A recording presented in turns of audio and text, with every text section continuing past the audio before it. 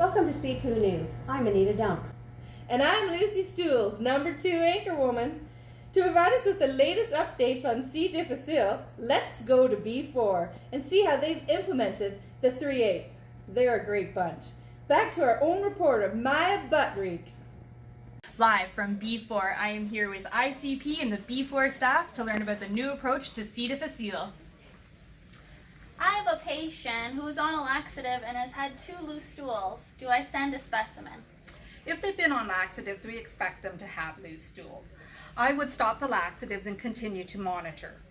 But if the patient does have risk factors for C. difficile, I think we should initiate what I call the 3/8s. Isolate, wait, and evaluate. We want to isolate the patient so we don't create risk for other patients. We want to wait and monitor what the stools are doing over the next day, and then we'll evaluate whether we need to send a specimen or take them off isolation. Let's have another example.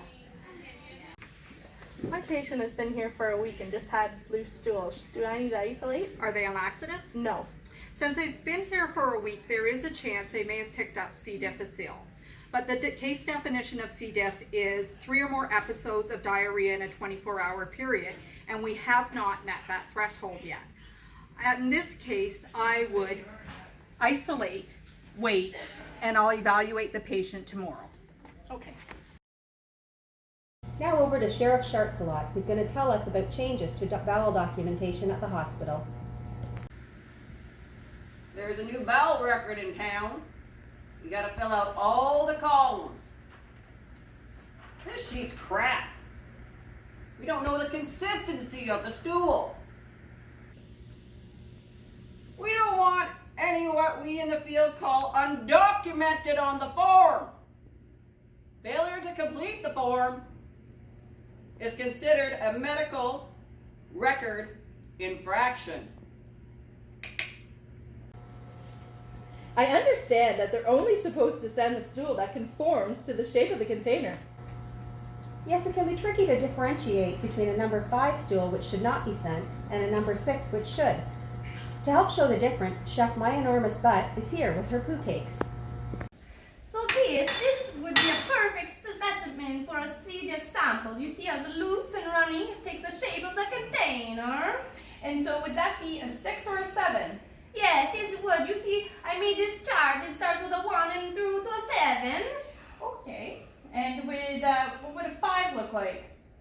So this is the kind of sample you should not send. You see how it sticks to the container, it doesn't really form, and it's not runny.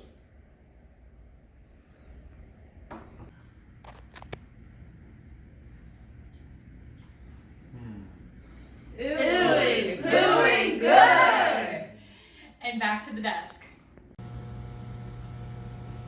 Thank you, Chef, for that mouth-watering demonstration. You are what you eat. Well, that's all for tonight, folks. Coming up next is Shark Tank, where entrepreneurs will try to impress sharks with innovative ideas that don't stink. And we'll leave you now with a small chunk from the Dead Poets Society. Good evening. I am Ivana Seymour Butts. Strange things come from the C. diff bum in the patients for whom we care. The bowel chart has a place for farts, so complete documentation there. The UV lights have seen queer sights, but the queerest they ever did see was that night in the lab when the specimens were bad, 'cause poo was mixed with pee.